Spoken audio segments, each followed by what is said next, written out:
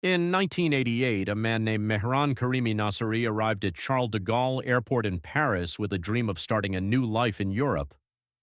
But when he arrived, his refugee documents had been stolen. Without documents, he could not enter France. Without documents, he could not board a plane. Without documents, he was a man who legally did not exist in any country. He was stateless, so he sat down in Terminal 1 of Charles de Gaulle Airport, and he stayed. Days became weeks, weeks became months.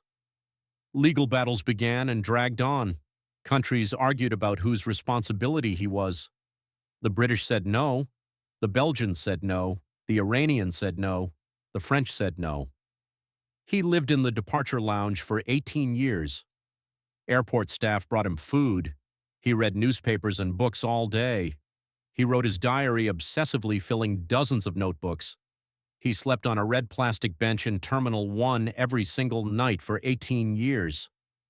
He became so famous that Steven Spielberg made a film based loosely on his story called The Terminal, starring Tom Hanks.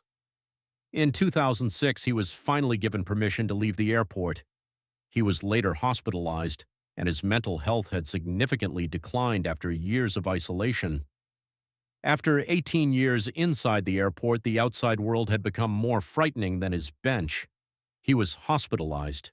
He had spent so long trapped inside that he had lost the ability to function outside. He died in the same airport in 2022, having returned there to live in his final years. He chose the airport.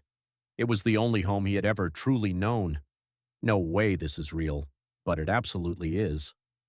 Follow for more true stories that will stay with you long after you stop watching.